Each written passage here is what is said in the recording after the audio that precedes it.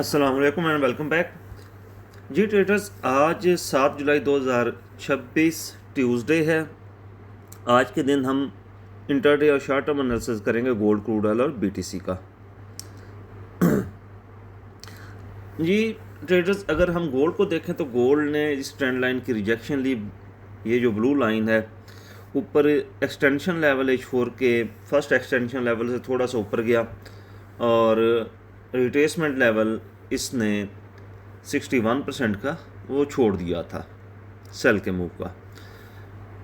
ऊपर 4590 से 4595 से जो डाउन आया है, एक ये इंटरनल स्ट्रक्चर था। ये इस ट्रेंड एक ट्रेंड लाइन चली थी, यहाँ से रिजेक्शन मिलती रही मार्केट को और उसके बाद ये ट्रेंड लाइन एक्सटर्नल स्ट्रक्चर की बनी। 1 मिनट, ये ऐड आ गई है जी। और तीसरी बार इसने इस जगह टच होना था, ये इस जगह। यही बोला था कि इसके ऊपर कैंडल क्लोजिंग नहीं आनी चाहिए। ये मार्केट अब नीचे आई है। अगर H4 क्लोज हो जाए इस ग्रीन कैंडल के, ये जो नीचे आई है, मतलब प्रीवियस डे लो के नीचे ब्रेक हो क्लोज हो जाए, तो फिर मार्केट 4101 और 4095 ये एक्सटेंशन लेवल बना है। मार्केट फिर यहाँ तक जा सकती है और इवन के 4075 ये इंट्राडे की आज की सपोर्ट बनेगी। ठीक हो गया। अगर ये sell side break of structure करती है तब ठीक। अगर हम रिट्रेसमेंट लें इसके लेटेस्ट मूव की, H4 का जो ऊपर की तरफ मूव गया था, ये पुल बैक लेके, तो हमारी 61.8 और 70% का लेवल यहाँ पे है। 50% का लेवल 4115 भी हो सकता है, एक सपोर्ट बन सकती है। ठीक हो गया।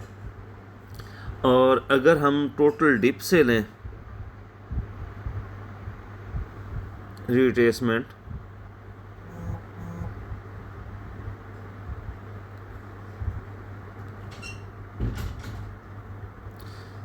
तो फिर इसको 4072 और इवन 4040 और 4029 यहाँ तक भी 4020, सॉरी, ये लास्ट डिफेंस लाइन रहेगी अब।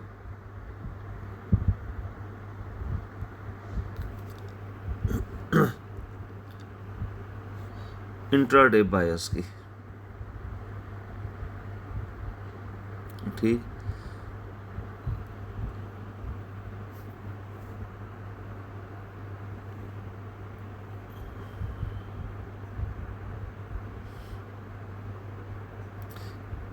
एक सपोर्ट लेवल ये है और दूसरा सपोर्ट लेवल ये है।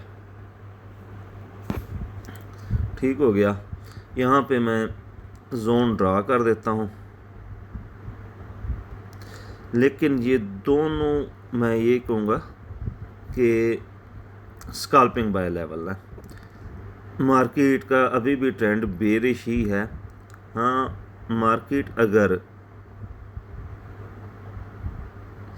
इन दो लेवल को पिक करके और ऊपर ये ट्रेंड लाइन ब्रेक करती हुई 4250 ब्रेक करे, तब ये बुलिश कन्वर्ट होगी। अदरवाइज ये दो हमारे स्कैल्पिंग बाय लेवल हैं।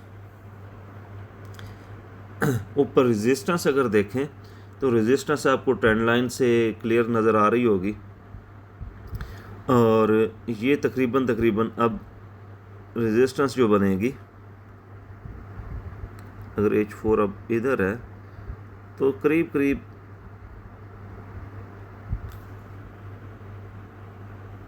4160-62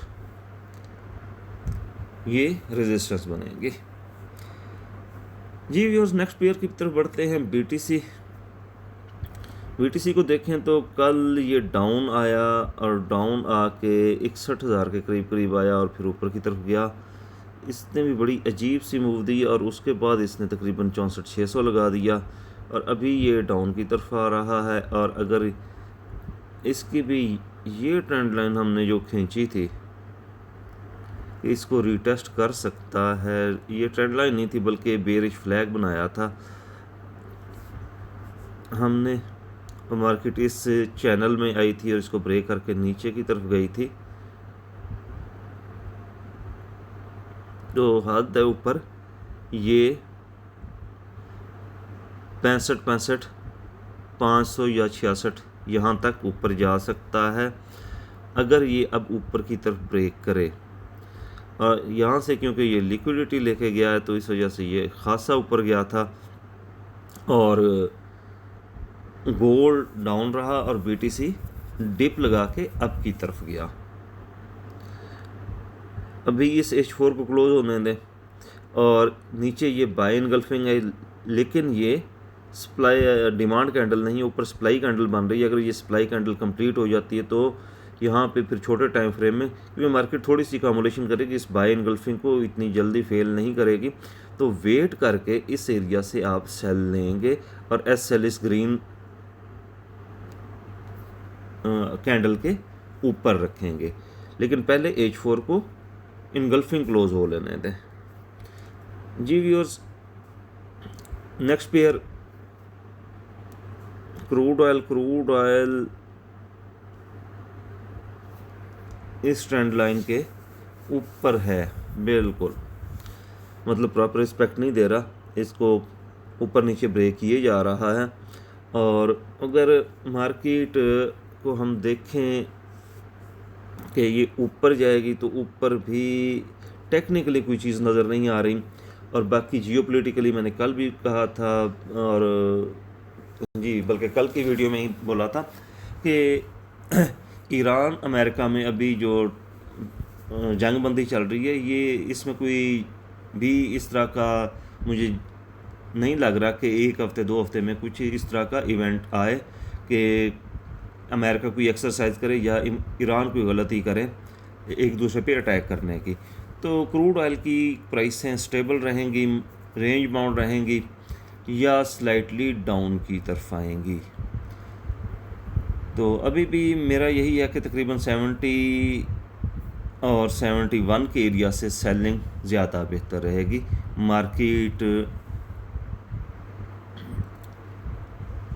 ऊपर से नीचे की तरफ आएगी एज़ पर टेक्निकल और 67 की सपोर्ट अगर ब्रेक हुई तो मैंने बोला था कि नीचे की तरफ जाएंगी, फर्दर 60 और 55 की तरफ।